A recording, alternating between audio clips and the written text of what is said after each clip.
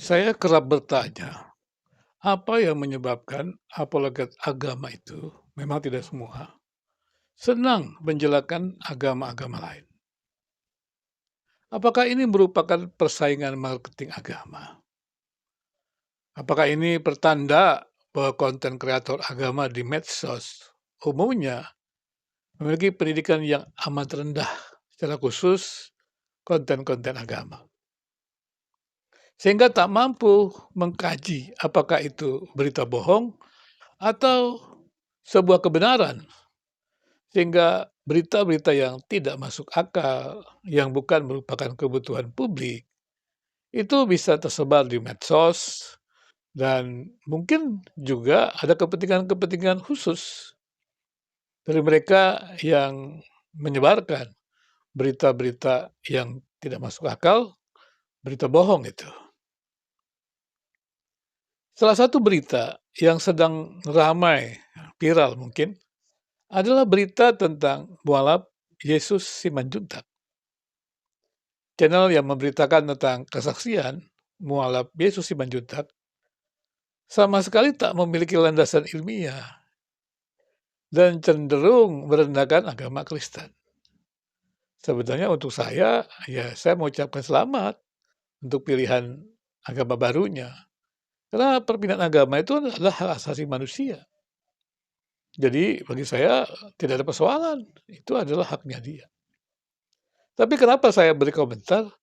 Karena kesaksian-kesaksiannya tidak ilmiah dan cenderung melecehkan agama yang katanya dia pernah peluk. Saya juga tidak yakin, jangan-jangan dia tidak pernah peluk, tapi dia sekadar membuat sensasi-sensasi, membuat framing tentang kekristenan untuk bisa menampilkan dirinya tersohor, terkenal. Bukan hanya di Islam, di Kristen juga ada yang begitu, banyak sekali. Mereka berusaha menyebarkan kabar-kabar isu, padahal nggak ngerti teologi, nggak ngerti tentang agama. Kemudian mereka belajar agama juga asal-asalan. Ya tentu saja kita sudah tahu, pendidikan di Indonesia ini kan bukan hanya pendidikan agama yang amburadul, pendidikan non-agama juga demikian. Gelar, ya. Bahkan kadang-kadang kita lihat pendidikan ini apa wibawanya, kalau tamatan pendidikan itu tidak berkualitas, tidak menjadi jawaban bagi masyarakat. Saya sebenarnya juga tidak ingin membahas ini, karena saya pikir ini hal-hal yang terlalu ringan, tetapi karena dia sudah viral, saya sebagai teolog akademik, Protestan, ya maka saya harus menjawabnya juga, supaya juga bisa memberikan klarifikasi. Lagi pula saya juga mendengar juga jawaban-jawaban dari Kristen yang menurut saya perlu tambahkan. Bukan untuk mendukung menang atau kalah, karena bagi saya dialog agama itu tidak saling mengalahkan, dia adalah kesaksian. Apa gunanya agama itu merendahkan agama lain? Menurut saya kalau dia beragama, percaya kepada Tuhan, maka Tuhan yang menciptakan sesamanya itu juga mewajibkan kita menghormati sesama kita, tidak merendah-rendahkan. Dan juga kalau kita menjadi milik agama itu kan mengarahnya kepada Tuhan, tapi ketika institusi agama itu yang ciptakan manusia. Tapi kalau itu kan bukan untuk kepentingan ekonomi politik, untuk kemuliaan Tuhan, maka kan tidak perlu melakukan persaingan persaingan marketing agama dengan cara seperti apa, ya penjual obat yang memanipulasi obatnya, sehingga orang membeli obatnya tidak berdampak apa-apa, seperti itu. Dan apalagi juga di negeri ini kan agama dan kepercayaan itu, ya semua mengakui ketuhanan Yang Maha Esa, harusnya juga kan saling menghormati. Jadi kalau debat-debat agama hanya untuk saling melecehkan, merendahkan, apa gunanya? Dia tidak memenuhi kebutuhan publik, tapi kebutuhan individu, karena ada kepentingan-kepentingan tertentu. Kemudian siapa orang itu? Orang itu adalah pendeta Yesus Simanjuntak, ya. Dari namanya saja saya sudah kaget, ada orang Batak menamakan anaknya Yesus. Nah, kemudian juga dikatakan juga, ada nama yang agak aneh, dia sebut si Partogi, padahal biasanya kan Partogi. Terus Hamonangani, kan Hamonangan, Monang gitu kan, Simanjuntak. Tapi ya kelihatannya dia bukan orang Batak nih, dan dia bukan orang Toba begitu ya. Nggak tahu bagaimana caranya dia bisa, apa namanya, salah kaprah begini. Apakah dia terlalu semangat gitu ya untuk jadi populer dan kemudian juga ada buzzer-buzzer-nya ya, buzzer-buzzer-nya tuh di channel-nya ya, yang memang mendorong dia untuk bisa ya buzzer-nya juga berpikir ada kebenaran baru nih gitu, kemudian dia apa, disebarkan marketing-nya, kemudian dia berharap juga ada pertambahan-pertambahan views segala macam. Ya dia termasuk faktor ekonomi juga. Jadi mungkin seperti ada berita ya koran kan, ya kalau anjing menggigit apa, menggigit manusia ya biasa, tapi manusia menggigit anjing, nah itu berita gitu. Nah mungkin dia pikir begitu nih, ya ini ada nih apa pendeta, yang masuk apa, Islam begitu, wah ini berita nih. Padahal semua pilihan agama itu terjadi biasa sih. Ya antara ustadz masuk Kristen, itu biasa saja, nggak ada sesuatu yang luar biasa. Karena itu kan adalah soal iman gitu ya. Kemudian dikatakan juga, ya, di sini abangnya Yesus Mulia Simanjuntak.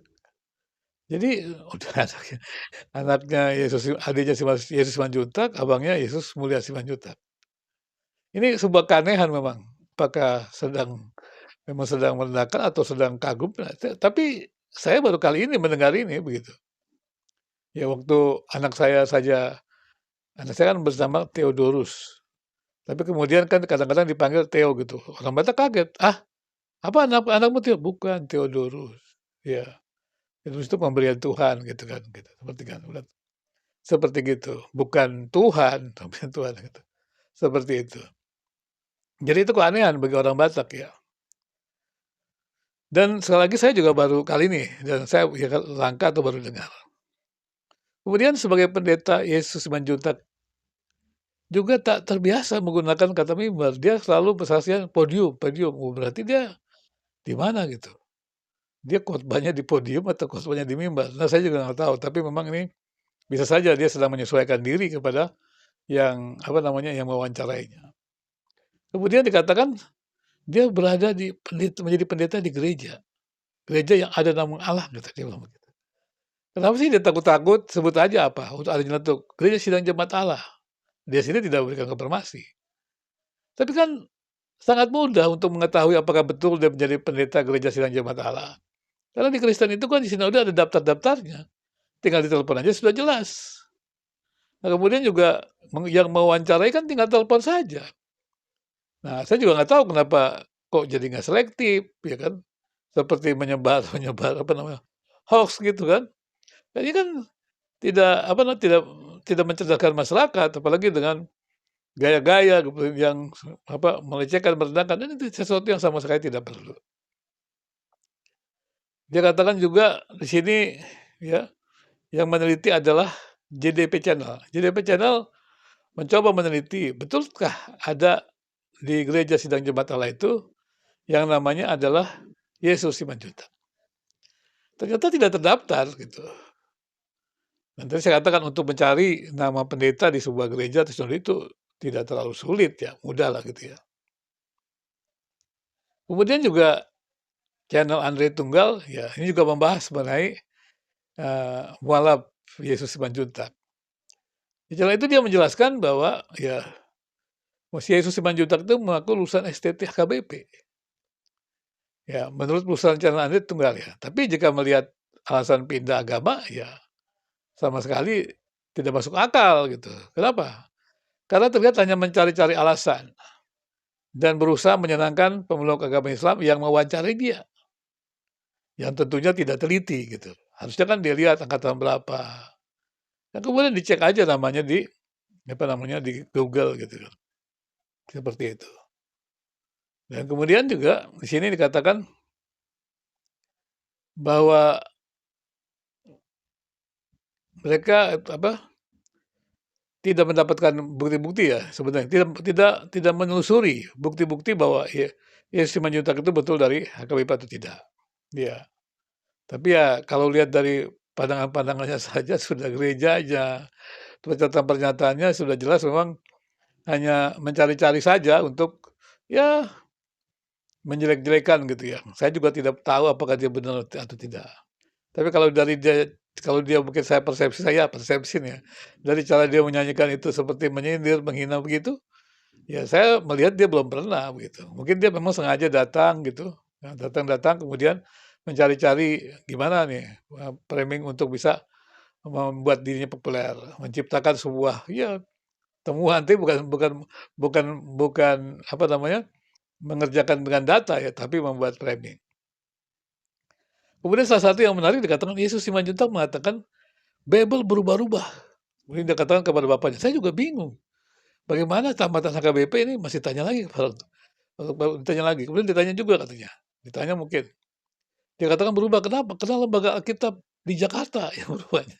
Saya pikir gimana caranya ya sekolah tempat teologi kok tidak tahu, tidak bisa membedakan kanon Alkitab, tidak bisa apa namanya, salinan-salinan yang ada, tidak bisa juga membedakan terjemahan-terjemahan. Gitu, seperti itu. Kalau terjemahan kan dalam berbagai bahasa itu biasa. Ya memang berbeda ya dengan teman-teman muslim yang ya apa namanya, tidak melakukan seperti itu, tidak melakukan terjemahan, tetap dengan bahasa aslinya. Karena terjemahan itu menafsir, betul. Terjemahan itu menafsir. Jadi kalau orang itu menerjemahkan, maka dia menafsir. Maka itu tidak sembarang orang menerjemahkan Alkitab. Ya, seperti yang dilakukan oleh YP itu loh. Dia menerjemahkan sendiri gitu. Tidak sembarang gitu. Karena itu mesti melibatkan banyak orang, ahli-ahli ya.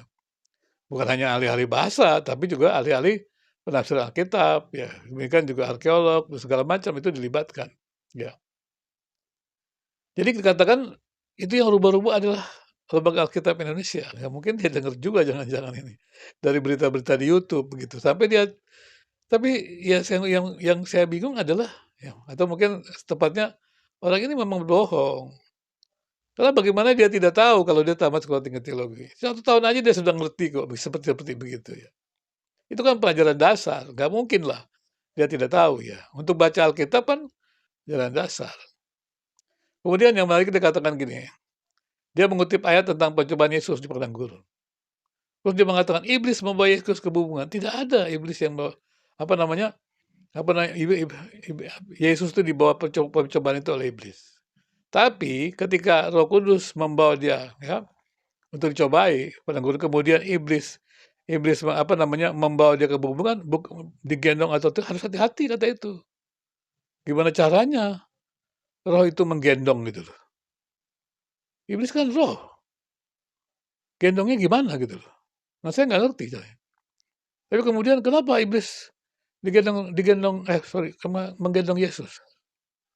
Itu kan ciptaan dia aja. Ya.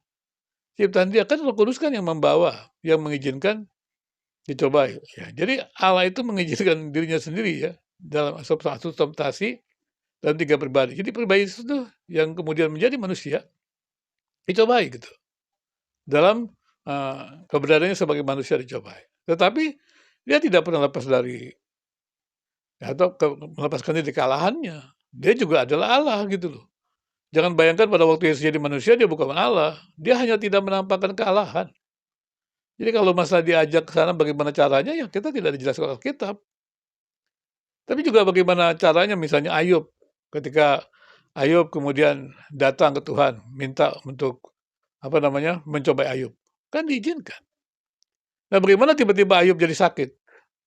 Apa Ayub dikuasai iblis? Kan enggak juga. Ada hal-hal yang diizinkan, ada hal-hal yang diizinkan. Bagaimana mungkin? Ya Allah itu sempurna ya. Tak terbatas ya kita tidak bisa memahami bagaimana caranya. Kalau kita bisa ya berarti Allah tidak terbatas, kita yang menjadi tak terbatas. Seperti itu. Atau sama-sama terbatas. Kemudian dijelaskan kepada yang terbatas, ya mengerti. Tapi dalam keterbatasan juga. Seperti itu. Jadi dia seakan-akan menyatakan tuh ya agama Kristen itu nggak benar. Yesus itu dikuasai iblis. Nah itu kan menjelek-jelekan ya, menghina padahal sudah jelas. Ketika Yesus mati di kayu salib pada film-film juga banyak sekali film-film Yesus misalnya. Iblis berteriak kalah ya, kemenangan. Itu menyatakan kemenangan Yesus. Jadi ini sebenarnya ya hanya mencari-cari ayat untuk menyerang. Sebenarnya kan kalau dia memang sudah menjadi mualaf kan dia tidak berhak sebenarnya meneruskan ini. Karena sudah nggak ada imannya. Jadi yang dilakukan tuh bukan menjelaskan, tapi hanya kritik-kritik. Nah, itu sih ya nggak mungkin juga kritik untuk menjadi kitab tentang Tuhan itu adalah rasional, nggak mungkin. Karena kan ini diterima dengan iman, gitu. Nah, kalau dia memang sudah berpindah ke agama yang lain, ya tafsirkan aja agama yang lain untuk meyakinkan orang lain. Kalau bisa tuh, kalau sungguh-sungguh gitu. Ya biasanya sih kalau dengan cara-caranya seperti ini ya kemampuannya memang rendah, memang suka membuat sensasi. Ya, ini kan agak berbahaya ya. Jadi kemudian kalau melihat kata-katanya, dia memberikan framing Yesus kalah dengan iblis. Berarti kan dia mengatakan iblis itu lebih berkuasa dari Yesus, dari Allah. Kayaknya dia menciptakan pengetahuan baru yaitu penghujatan pada Yesus, pada Allah. Ini saya perhatikan, ini seperti layaknya kelompok penyembah setan, menghujat Yesus. Saya nggak tahu apakah dia ada hubungan ya dengan kelompok penyembah setan, saya nggak tahu. Ya mungkin teman-teman yang Islam yang mau mewawancarai itu mesti hati-hati itu. Jangan-jangan memang dia bukan saya membuat framing juga. Jangan-jangan karena kata-katanya itu mengerikan gitu loh. Mesti hati-hati tuh. Jangan-jangan betul dia ada kaitan dengan yaitu kelompok-kelompok itu. Kalau umat beragama kan sebenarnya nggak berani. Saya punya banyak teman-teman muslim yang tidak pernah menghina, tidak pernah. Dan mereka orang pintar-pintar.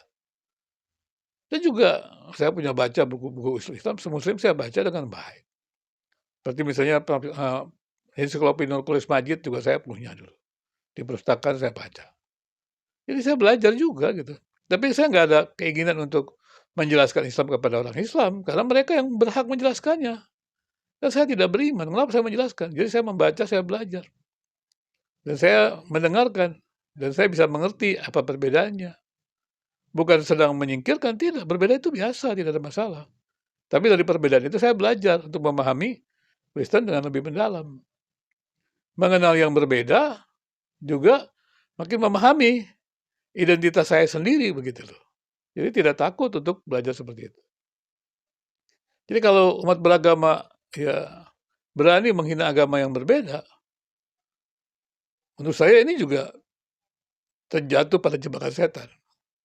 Jadi kita jangan sampai jatuh lah kepada jebakan setan. Jadi debat-debat agama itu jangan sampai jatuh kepada jebakan setan. Jadi jahat balas jahat, saling menghina, saling mengejek. Biasanya ejekan-ejekan itu akan makin mengerikan. Jadi kalau jahat dibalas jahat itu hanya iblis. Hanya setan yang melakukan itu. Ya, hanya setan yang dibalas jahat. Gitu. Kalau Tuhan itu bukan jahat dibalas jahat. Memang kejahatan itu yang menghancurkan manusia. Ya. Karena Tuhan tidak pernah buat jahat. Dia hanyalah kebaikan. Kemudian kesaksian Yesus, Simanjuntak ya, Yesus itu hanya untuk mengolok-olok agama Kristen. Tapi saya juga tidak paham mengapa itu dilakukan. Bukankah perpindahan agama ya diizinkan Tuhan? Mengapa perpindahan agama berisi hal yang menghina agama lain? Ya kalau mau pindah menjadi mualaf, silakan Yesus Simanjuntak. Mau pakai nama itu juga silakan, tapi katanya diganti ya namanya dengan nama Islam. Jadi harusnya sih tetap menghormati setiap yang berbeda. Menurut saya kesaksian yang mereka yang berpindah agama tak perlu jadi alat persaingan politik agama ataupun persaingan marketing agama. Untuk memindahkan agama lain demi ekonomi, demi politik tidak perlu.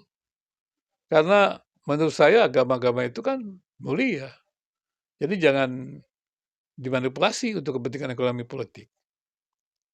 Dan kalau agama itu dimanipulasi jadikan alat untuk kepentingan ekonomi politik, maka dia akan menampilkan wajah kekerasan.